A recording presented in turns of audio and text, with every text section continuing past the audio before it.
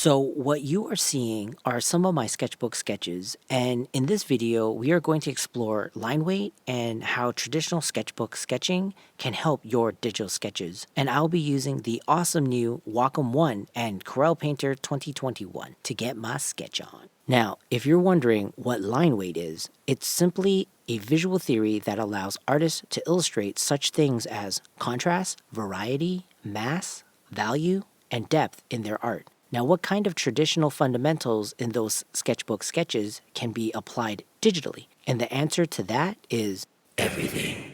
So before I begin, I will be using these 6 brushes. These brushes are all stock in Corel Painter 2021. Alright, let's get started. So the first rule when it comes to sketchbook sketching, we must remember it's truly up to you, the artist, on how things look. What I mean by that is it doesn't need to be a finished, polished, well-rendered drawing. The idea of sketching is a place where you practice, try and think things out visually. So for me, I'm going to try to play with my composition and placement of my first sketch. So I'm going to place this sketch here on the top right corner. As you can see, I'm not making the face sketch too big. I'm not paying too much attention to detail, but really just generalizing through my gesture. I'm just laying down anatomy landmarks like the eyes, top of the head, nose, beard, etc. Now, one thing that works really amazing with Corel Painter and the Wacom 1 is the tilt function. Here is a quick example. The tilt function is a really helpful tool to get those really thick to thin lines without changing the size or tool to achieve it, thus helping you have a lot more variety in choosing line weight. As you can see, I'm laying multiple lines which describe the form, but also giving this sketch some movement with light lines with crosshatching in mind. The basic rule when picking line weight is if something is further away, it usually has a lower contrast. Therefore, lighter and finer lines would be used to illustrate that. If it's closer, then the lines are darker and thicker. So as you can see in this face sketch, the chin is closer, therefore darker, and the forehead is further, therefore lighter. Sketching is all about building layers, and one of the ways to build those layers is by blending out the lines I have already placed.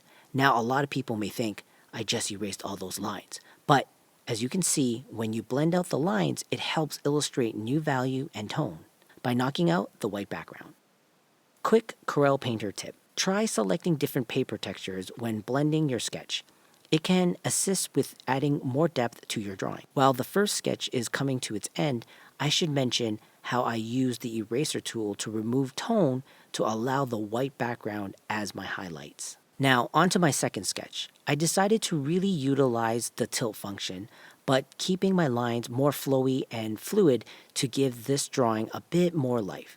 Once again, blending away my gesture to give this sketch more depth. Here is a tip when sketching. Try and stick to one color. The reason for this is to keep the process easy and simple. You don't need to worry about color theory or trying to get the sketch all fancy and colorful. Having one color doesn't necessarily limit you from having a variety of values or tones. As you can see, this time around, I'm using the paper texture to have a more darker tone to start with, but making sure I don't blend away too much of that awesome texture. Now, I'm going to pull out the facial features with different line weights, making sure that the side which is further away is lighter than what's closest to the viewers. Last tip. Another way of building value is simply just by using your stylus with some pen pressure. Here's an example. So as you can see, the harder I push, the darker the value. A little fun fact, the Wacom 1 has 4,096 levels of pen pressure. Now what does that mean? It means just like any drawing or painting tool we use in real life, our hand pressure is what gets any mark done on any surface. And Wacom has taken that important real-world knowledge when making their products. The final step to my sketch is darkening the background to give more emphasis on the depth of the mid to light tones. As you can see, I tend to give as much line weight within my sketches to really help my sketch have more depth with showing the knowledge I have for anatomy, form, perspective, and shading. This allows the audience viewing my sketch to really look at how the portrait is not just placing lines and shadow randomly, but being placed with a purpose. So hopefully you were able to follow along and learn that sketching in a sketchbook is really a place of practice with no judgment. So when you're digitally sketching, remember that.